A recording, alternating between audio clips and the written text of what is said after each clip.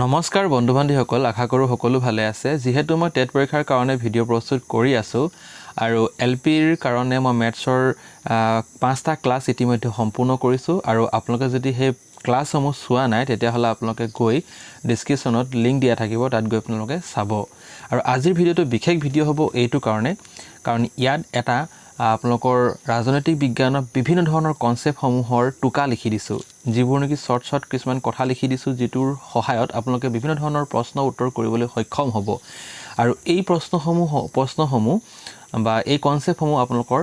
হাই school TET UP TET আৰু higher secondary টেটৰ কাৰণে খুবেই প্ৰয়োজন হ'ব গতিকে আপোনালোকে ভিডিঅ'টো ভালদৰে চাব আৰু শেষলৈকে চাব বুলি মই আশা ৰাখিছো গতিকে আহক ভিডিঅ'টো আৰম্ভ কৰিছো তো ইয়াত প্ৰথমতে আমি ভাৰতৰ সংবিধানৰ বিষয়ে আলোচনা কৰিছো আৰু ভাৰতৰ সংবিধানৰ বিষয়ে আলোচনা কৰিবলৈ যাওঁতে ইয়াত প্ৰথমতে 1935 চনত ভাৰত চৰকাৰ আইন গঠন কৰা হৈছে হেতু উল্লেখ কৰিছো স্বায়ত্ত শাসন আৰু যুক্তৰাষ্ট্ৰীয় শাসন ব্যৱস্থা প্ৰৱৰ্তন কৰা হৈছিল 1940 চনত আগষ্টৰ প্ৰস্তাৱ দিয়া হৈছিল আৰু এটো 8 আগষ্টৰ কথা হয় 1946 চনত কেবিনেট মিছন অসমত আহি পিনে কি ভাৰতলৈ আহি পিনে কি কৰা হৈছিল সংবিধান প্ৰস্তুত কৰিবৰ কাৰণে কি কৈছিল প্ৰস্তাৱ আগবঢ়াইছিল ভাৰতৰ যেটো সংবিধান সভা আছিল সেই সংবিধান সভাৰ সভাপতি ডক্টৰ ৰাজেন্দ্ৰ প্ৰসাদ আছিল আৰু এই 1947 চনৰ 29 আগষ্ট তাৰিখে কি কৰিছিল কেবিনেট খসৰা কমিটি গঠন কৰিছিল আৰু সেই খসৰা কমিটিৰ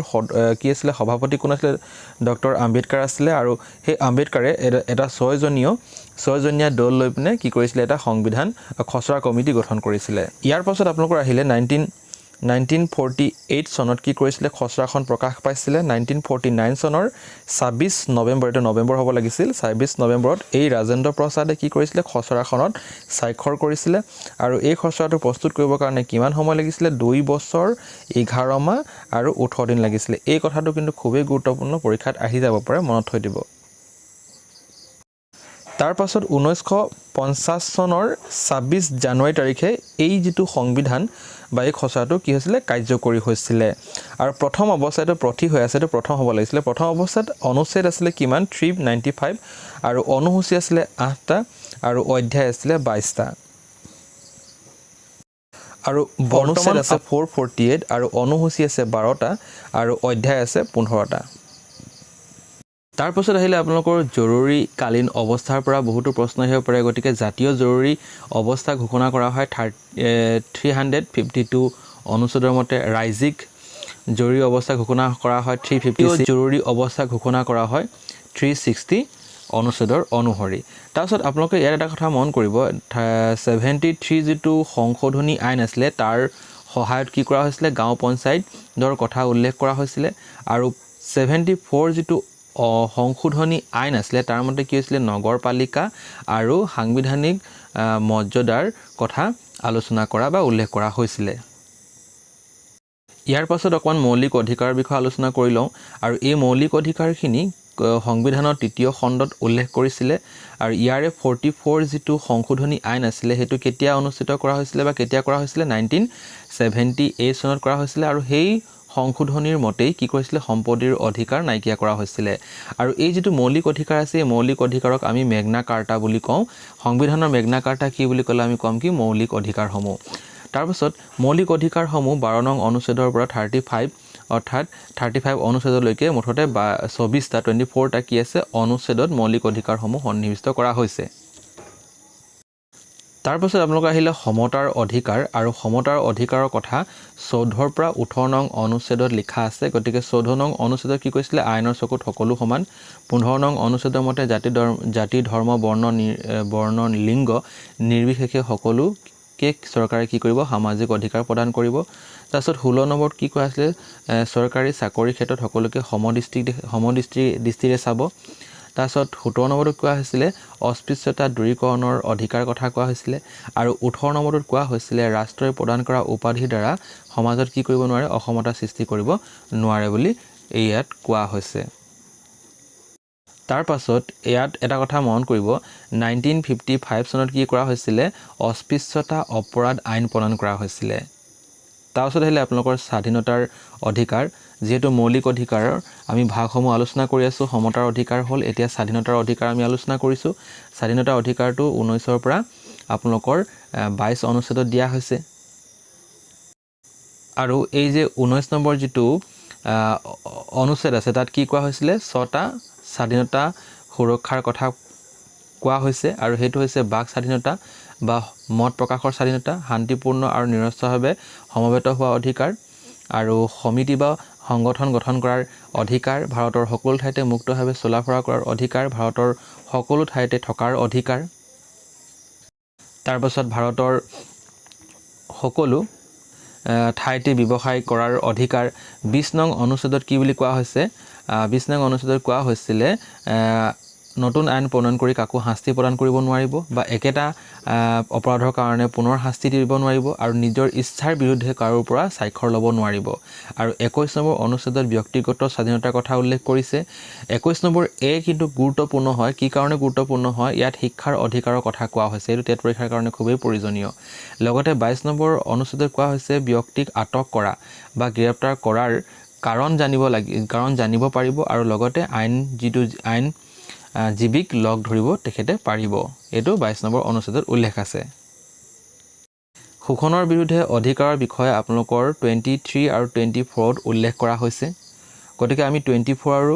23 আৰ্টিকলনো কি লিখা আছে তাৰ বিষয়ে জানি লওঁ এই 23 যেটো আৰ্টিকল আছিল 23 আৰ্টিকলত কোৱা হৈছে যে দাসত্ব প্ৰথা মানুহক কিনা বিচা কোনো কৰিব নোৱাৰিব আৰু বিনামূলীয়াকৈ শ্ৰম দান কৰিবলৈ কাকো বাধ্য কৰাব নোৱাৰিব আৰু 24 নম্বৰ আপোনালোকৰ কাৰণে খুবেই প্ৰয়োজন হ'ব কাৰণ ইয়াত কি কোৱা হৈছে 14 বছৰৰ তলৰ কোনো লৰা ছোৱালী কোনো কামত নিয়োগ কৰিব নোৱাৰিব তাৰ পাছত আপোনালোকৰ আহিলে ধৰ্মীয় অধিকাৰ 25 পৰা 28ৰ ভিতৰত 25 পৰা 28 লৈকে যিখিনি অনুচ্ছেদ আছে তাত লিখা আছে ইয়াৰ 25ত কি কোৱা হৈছে যে নিজৰ ধৰ্মৰ অনুষ্ঠান প্ৰতিষ্ঠা কৰা আৰু ৰক্ষণাবেক্ষণ দিব পাৰিব 26ত কি বুলি কোৱা হলে কোনো ধৰ্ম প্ৰচাৰ বা প্ৰসাৰৰ বাবে কোনো লোকে কৰ দিব বা কৰ জাপিব নোৱাৰিব আৰু এই 27 নম্বৰত কোৱা হ'ল যে বলপূৰ্বভাৱে কোনো কাকো ধৰ্ম গ্ৰহণ কৰাত বাধ্য কৰাব নোৱাৰিব 28 নম্বৰত কৈছিলে চৰকাৰী স্বীকৃতিপ্ৰাপ্ত শিক্ষানুষ্ঠানত কি কৰিব নোৱাৰিব ধৰ্মীয় শিক্ষা প্ৰদান কৰিব নোৱাৰিব তাৰ পাছত আপোনালোকৰ আহিলে সংস্কৃতি আৰু শিক্ষাৰ অধিকাৰ 29 আৰু 30ত উল্লেখ আছে 29ত কি বুলি ক'লে নিজৰ ভাষা লিপি সংস্কৃতি সংৰক্ষণ কৰিব পাৰিব আৰু 30ত কি বুলি কোৱা হৈছে সংখ্যালঘু যিসকল শ্ৰেণী আছে যিসকল লোক আছে তেওঁলোকে নিজৰ ৰুচি অনুসৰি শিক্ষানুষ্ঠান প্ৰস্তুত কৰিব পাৰিব তাৰ পাছত সাংবিধানিক যিবোৰ অধিকাৰ আছে সাংবিধানিক অধিকাৰ বুলি ক'লে তাক আৰ্টিকল 32 আৰু 35ত উল্লেখ কৰা আছে কিন্তু এই যিখিনি অধিকাৰ এই অধিকাৰখিনি কি হৈছে ওপৰত যিখিনি অধিকাৰ আছিল সেই অধিকাৰসমূহ যদি খৰ্ব কৰে তেতিয়া হলে ব্যক্তিয়ে কি কৰিব এই সাংবিধানিক অধিকাৰৰ বা সাংবিধানিক অধিকাৰৰ সহায় লৈ পিনে না আইনৰ ওচৰত যাব পাৰে তাৰ পাছত আপোনালোকৰ আহিলে নিৰ্দেশাত্মক নীতি আৰু নিৰ্দেশাত্মক নীতিসমূহ 36 পৰা 51 নং অনুচ্ছেদত উল্লেখ আছে আৰু সংবিধানৰ চতুৰ্থ অধ্যায়ত এইটো গুৰুত্বপূৰ্ণ কথা চতুৰ্থ অধ্যায়ত কি আছে নিৰ্দেশাত্মক নীতিসমূহ সন্নিবিষ্ট কৰা হৈছে এইখিনিতে আপোনালোকে এটা কথা কৈ থৈ দিওঁ যে এই নিৰ্দেশাত্মক নীতিসমূহ যদি ভংগ কোনোবাই কৰে হেতু আইনমতে দণ্ডনীয় নহব পাৰে বা দণ্ডনীয় নহয় কিন্তু যদি মৌলিক অধিকাৰসমূহ খৰ্ব কৰে তেতিয়া হলে হি কিন্তু আইনমতে দণ্ডনীয় হ'ব তাক আইনে ব্যৱস্থা গ্ৰহণ কৰিব তাৰ কাৰণে আৰু এই যেটো নিৰ্দেশাত্মক নীতি আছে তাৰ কিছুমান কি আছে অৰ্থনৈতিক নীতি আছে যিবোৰ নেকি এই আৰ্টিকলত উল্লেখ কৰা আছে আৰু মই গোটেই আৰ্টিকলখিনি বহলাই কোৱা এইটো কাৰণে নাই ইয়াৰ কাৰণে বহু সময় লাগি যাব তাৰ পাছত আহিলে আপোনালোকৰ সামাজিক নীতি আছে কিছুমান সেই সামাজিক নীতিসমূহ এইখিনি আৰ্টিকলত উল্লেখ কৰা আছে ৰাজনৈতিক নীতি কিছুমান আছে এইখিনি ইয়াত উল্লেখ কৰা আছে তাৰ পাছত গান্ধীবাদী কিছুমান নীতি আছে আৰু এই গান্ধীবাদী নীতিবোৰ কিহত দিয়া আছে এই কেখন আৰ্টিকল আছে কেটা সেই আৰ্টিকলত উল্লেখ কৰা আছে আৰু আন্তঃৰাষ্ট্ৰীয় যেটো নীতি আছে সেইটো 51 নম্বৰ অনুচ্ছেদত উল্লেখ কৰা আছে লগতে শিক্ষামূলক আৰু সাংস্কৃতিমূলক নীতি এইটো কিন্তু গুৰুত্বপূৰ্ণ এইখিনি এই চাৰিটা আৰ্টিকলত উল্লেখ কৰা আছে বুলি আমি গম পাওঁ বা উল্লেখ দেখা পোৱা যায় তাৰ পাছত আপোনালোকৰ আহিলে মৌলিক কৰ্তব্য আৰু মৌলিক কৰ্তব্যৰ কাৰণে সমু প্ৰশ্ন হ'ব পাৰে যে মৌলিক কৰ্তব্যসমূহ কি আছিল চতুৰ্থ অধ্যায় অৰ্থাৎ সংবিধানৰ চতুৰ্থ অধ্যায়ৰ এত উল্লেখ কৰা আছে মৌলিক কৰ্তব্যসমূহ তো মৌলিক কৰ্তব্য কি আছিল সংবিধান মানি চলা মহান আদৰ্শ অনুসৰণ কৰা অখণ্ডতা আৰু ঐক্য সুৰক্ষা দিয়া দেশৰ প্ৰতিৰক্ষা কৰা ভাতৃত্ববোধ সম্প্ৰসাৰণ ঘটোৱা আৰু মহিলাসকলৰ সন্মান হানি কৰা কাৰ্যক বাধা দিয়া গৌৰৱময় ঐতিহ্যসকলক কি ঐতিহ্যৰ আমি কি কৰিব লাগিব সংৰক্ষণ কৰিবলৈ আমাৰ যিখিনি ইতিহাস আছে যিখিনি কীৰ্তিচিহ্ন আছে তাক আমি সংৰক্ষণ কৰিব লাগিব তাৰ পাছত পৰিৱেশ প্ৰাকৃতিক পৰিৱেশ ৰক্ষণাবেক্ষণ কৰিব লাগিব এইখিনি আমাৰ মৌলিক কৰ্তব্য হয় বৈজ্ঞানিক দৃষ্টিভংগী সম্প্ৰসাৰণ কৰিব লাগিব হেতু এটা মৌলিক কৰ্তব্য ৰাজহুৱা সম্পত্তি ৰক্ষণাবেক্ষণ দিয়া অৰ্থাৎ স্কুল কলেজ বিদ্যালয় আপোনালোকৰ চিকিৎসালয় এইবোৰক আমি কি কৰিব ৰক্ষণাবেক্ষণ দিব লাগিব আৰু তেনেবোৰ অনুষ্ঠানত আমি হিংসা কাৰ্য বৰ্জন কৰিব লাগিব ব্যক্তিগত আৰু সামূহিক কাৰ্যকলাপ বা কাম কাজসমূহৰ উৎকৰ্ষ সাধনৰ চেষ্টা প্ৰদান কৰিব লাগিব তাৰপিছত আপোনালোকৰ এই মৌলিক কৰ্তব্যৰ এটা গুৰুত্বপূৰ্ণ কৰ্তব্য আছে হেতু হৈছে শিক্ষাৰ প্ৰদানৰ কৰ্তব্য আৰু এই কৰ্তব্যটো 2002 চনত 86 নং সংশোধনী আইনৰ মতে কৈছিলে যে 16 ৰ পৰা 14 বয়সৰ যিখিনি ছাত্ৰ ছাত্ৰী থাকিব তেওঁলোকক বিনামূলীয়াকৈ বা সকলোৱে কি কৰিব লাগিব শিক্ষা প্ৰদান কৰিব লাগিব আৰু এটো এটা মৌলিক কৰ্তব্য হয় এটো টেট পৰীক্ষাৰ কাৰণে খুবেই প্ৰয়োজনীয় এটা কনসেপ্ট বা ইয়াৰ পৰা প্ৰশ্ন অহা দেখা পোৱা যায় তাৰ পাছত আপোনালোকৰ 42 সংশোধনী আইনৰ পৰা প্ৰশ্ন অহা প্ৰায় দেখা যায় আৰু ইয়াত কি কৈছে এই যেটো সংশোধনী আইন আছিল এটো 1976 চনত প্ৰণয়ন কৰা হৈছিল আৰু এই সংশোধনীৰ মতে আমাৰ যেটো ভাৰতীয় সংবিধানৰ যেটো প্ৰস্তাৱনা আছে সেই প্ৰস্তাৱনাত সাৰ্বভৌমত্ব প্ৰজাতন্ত্ৰ ঐক্য অখণ্ডতা ধৰ্মনিৰপেক্ষ সমাজবাদী আদি শব্দসমূহ সন্নিহিত কৰা হৈছিল আৰু ৰাষ্ট্ৰপতিক মন্ত্ৰীসভাৰ পৰামৰ্শ মতে কাম কৰিবলৈ বাধ্য বুলি এই সংশোধনীৰ মতে উল্লেখ কৰা হৈছিল যেহেতু এই সংশোধনটো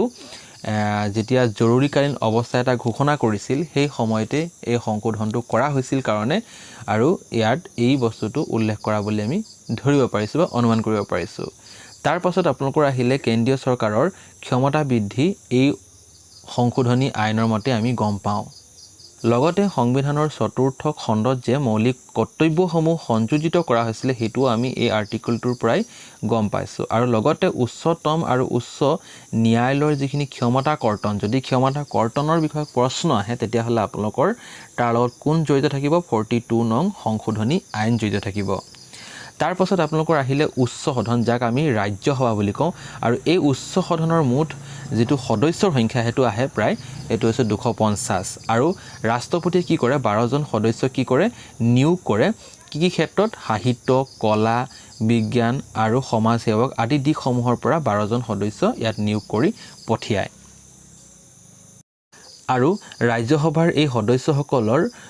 কি কেইবছৰ কাৰণ নিৰ্বাচন কৰা হয় 6 বছৰ কাৰণ নিৰ্বাচন কৰা হয় আৰু প্ৰতি 2 বছৰ মূৰে মূৰে কি হয় 3 ভাগৰ 1 অংশ কি হয় অৱসৰ লয়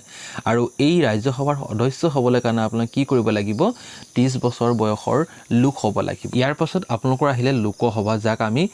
নিম্ন সদন বুলি কওঁ আৰু এই নিম্ন সদনৰ কথা কোৱাৰ আগতে 1950 চনৰ যেটো যেতিয়া সংবিধান গ্ৰহণ কৰিছিল তেতিয়া এই লোকসভাৰ সদস্য আছিল 500 জন আৰু 31 নং সংশোধনী আইনৰ মতে লোকসভাৰ সদস্য সংখ্যা 545 জন কৰা হ'ল তাৰপিছত ইয়াত কি হৈছে অনুসূচিত জাতিৰ কাৰণে 87 আৰু অনুসূচিত জনজাতিৰ কাৰণে 44 টা সিট সংৰক্ষণ কৰা হৈছে আৰু এই লোকসভাৰ সদস্য হ'বৰ কাৰণে আপোনাৰ বয়স 25 বছৰ হ'ব লাগিব আৰু ইয়াৰ কাৰ্যকাল 5 বছৰ কিন্তু জৰুৰী অৱস্থাত কি হয় এবছৰ বঢ়াই দিয়া হয় ৰাষ্ট্ৰপতিয়ে লোকসভাৰ অধিৱেশন আহ্বান আৰু স্থগিত ৰাখিব পৰাৰ ক্ষমতা আছে তাৰ পাছত আহিলে লোকসভাৰ অধ্যক্ষ গতিকে লোকসভাৰ অধ্যক্ষৰ কাৰ্যকাল 5 বছৰ আৰু সংখ্যাগৰিষ্ঠতা দলৰ পৰাই কি কৰিব লাগে লোকসভাৰ অধ্যক্ষক নিৰ্বাচন কৰিব লগা হয়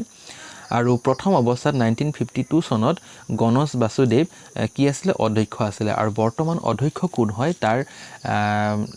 নামটো আপোনালোকে জানি থব ইয়াৰ পাছত আহিলে আপোনালোকৰ ৰাষ্ট্ৰপতিৰ কথা কওঁতে আমি ৰাষ্ট্ৰপতি হ'বৰ কাৰণে বয়স কিমান হ'ব লাগিব হয়তো 35 বছৰ হ'ব লাগিব আৰু 52 নং অনুচ্ছেদৰ অনুসৰি ভাৰতত কি থাকিব লাগে ৰাষ্ট্ৰপতি থাকিব লাগে বুলি সংবিধানৰ উল্লেখ আছে কেন্দ্ৰীয় আৰু ৰাজ্যিক বিধান মণ্ডলৰ সদস্য পদত থাকিব লাগিব তেতিয়াহে ৰাষ্ট্ৰপতি হ'ব পাৰিব আৰু তেখেতৰ কাৰ্যকাল 5 বছৰ ৰাষ্ট্ৰপতিয়ে উচ্চতম ন্যায়ালয়ৰ মুখ্য ন্যায়াধীশৰ ওচৰত কি কৰে শপত লয়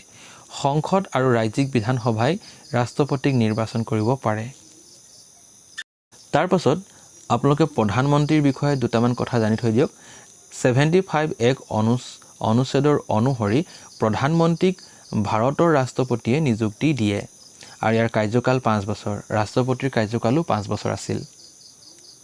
তাৰ পাছত আপোনালোকৰ আহিলে কেন্দ্ৰীয় মন্ত্ৰী পৰিষদ এটা কেন্দ্ৰীয় মন্ত্ৰী পৰিষদ কি কৈছে ইয়াত 75 নং অনুচ্ছেদৰ মতে ৰাষ্ট্ৰপতিয়ে প্ৰধানমন্ত্ৰীক নিযুক্তি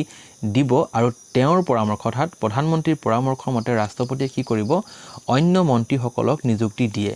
আৰু মন্ত্ৰী পৰিষদৰ তিনিটা শ্ৰেণী হিচাপে তিনিটা শ্ৰেণীত ভাগ কৰিব পাৰো প্ৰথমটো হৈছে পূৰ্ণ পৰ্যায়ৰ মন্ত্ৰী বা কেবিনেট মন্ত্ৰী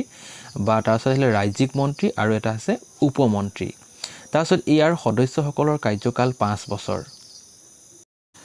তাৰপিছত আপোনালোকে উচ্চতম ন্যায়ালয়ৰ ন্যায়াধীশসকলৰ কথা অলপ জানি লওক যে 128 নং অনুচ্ছেদৰ মতে উচ্চতম ন্যায়ালয়ত বা উচ্চতম ন্যায়ালয়ৰ ন্যায়াধীশ থাকিব লাগে ইয়াৰ যোগ্যতা কি হ'ব লাগিব চাওক 5 বছৰ কোনো উচ্চ ন্যায়ালয়ত কি কাম কৰাৰ অভিজ্ঞতা থাকিব লাগিব 10 বছৰ বয়স কি থাকিব লাগিব উচ্চ ন্যায়ালয়ত উকালতি কৰা অভিজ্ঞতা থাকিব লাগিব বিশিষ্ট আইনজ্ঞ হ'ব লাগিব ৰাষ্ট্ৰপতিয়ে নিযুক্তি দিয়ে আৰু তেখেতৰ কাৰ্যকাল কিমান হ'ব অৰ্থাৎ 65 বছৰ বয়সলৈকে অধিষ্ঠিত পদত অধিষ্ঠিত হৈ থাকিব পাৰিব ইয়াৰ পিছত আহিলে আপোনালোকৰ ৰাজনৈতিক দল আৰু ৰাজনৈতিক দলৰ পৰা প্ৰায় প্ৰশ্ন দিয়া পৰীক্ষাত দেখা পোৱা যায় গতিকে ৰাজনৈতিক দলত কি দিয়া আছে 1885 চনত কি গঠন কৰিছিলে ভাৰতীয় জাতীয় কংগ্ৰেছ গঠন কৰিছিলে আৰু 1906 অৰ্থাৎ 1906 চনত মুছলিম লীগ গঠন কৰা হৈছিলে 1924 চনত ভাৰতীয় সাম্যবাদী দল গঠন কৰা হৈছিলে 1948 চনত সমাজবাদী দল যাৰ নেতৃত্ব লৈছিলে জয়প্ৰকাশ নাৰায়ণে 1955 চনত প্ৰজা ছ'চিয়েলিষ্ট দল গঠন কৰা হৈছিলে 1962 চনত যেতিয়া যুদ্ধ হৈছিলে যুদ্ধৰ পাছত দুটা দল গঠন কৰা হৈছিলে তাৰ এটাৰ নাম হৈছে ভাৰতীয় কমিউনিষ্ট দল আৰু আনটোৰ নাম হৈছে মাৰ্ক্সবাদী দল তাৰপিছত এই প্ৰশ্নটো খুব আহে 1977 চনত জনতা দল গঠন কৰা হৈছিল অৰ্থাৎ জনতা দল কেতিয়া গঠন কৰা হৈছিল সেই প্ৰশ্নটো আহিব পাৰে আৰু এই জনতা দলটোকে কি কৰা হৈছিলে পাছত গৈ পিনে 1980 চনত কি কৰিলে ভাৰতীয় জনতা দল হিচাপে নামাকৰণ কৰা হৈছিলে তাৰপিছত আৰু এটা গুৰুত্বপূৰ্ণ কথা আছে 1985 চনৰ 52 নং অনুচ্ছেদ সংশোধনী আইনৰ জৰিয়তে দল ত্যাগ ৰোধ কৰিবৰ কাৰণে কিছুমান পদক্ষেপ গ্ৰহণ কৰা হৈছিলে আপোনালোকে সমাজ বিজ্ঞান পঢ়িলে আয়াৰাম গয়াৰাম বুলি এটা কথা শুনিবলৈ পাব তাত আপোনালোকে কি গম পায় যে সেই আয়াৰাম গয়াৰাম ব্যক্তিজনে কি হয় দল হাল সলনি কৰি আছিলে আৰু সেই সমস্যাসমূহ ৰোধ কৰিবৰ কাৰণে ব্যৱস্থা গ্ৰহণ কৰা হৈছিলে 1975 চনত 26 জুনত কি কৰা হৈছিলে সমগ্ৰ ভাৰতবৰ্ষৰ আভ্যন্তৰীণ জৰুৰী অৱস্থা ঘোষণা কৰা হৈছিলে 1967 চনত কি কৰা হৈছিলে ভাৰতীয় কমিউনিষ্ট দল অৰ্থাৎ মাৰ্ক্সবাদী দল গঠন কৰা হৈছিলে 1984 চনৰ 17 এপ্ৰিল তাৰিখে বহুজন দল গঠন কৰা হৈছিলে আৰু এই প্ৰশ্নটো আহে বহুজন দল কেতিয়া গঠন কৰা হৈছিলে 1979 চনত লোক দল গঠন কৰা হৈছিলে DMK দল যিটো নেকি তামিলনাডুৰ দল হয় আৰু তাক নেতৃত্ব দিছিলে আন্না দুৰাই দিছিলে আৰু এইটো গঠন কৰা হৈছিলে 1949 চনত তাৰপিছত লুলণ্ড দল যিটো অন্ধ্ৰ প্ৰদেশৰ এটা দল হয় সেইটো গঠন কৰা হৈছিলে 1982 চনত তাৰপিছত আকালি দল গঠন কৰা হৈছিলে 1920 চনত যেটো নেকি পঞ্জাবৰ এটা দল হয় আৰু লগতে আপোনালোকে এটা কথা দেখি পাইছে নেশ্যনেল কনফাৰেন্স যিটো দল হেতু কাশ্মীৰৰ এটা দল হয় জম্মু কাশ্মীৰ যেতি আমি কওঁ কাশ্মীৰৰ এটা দল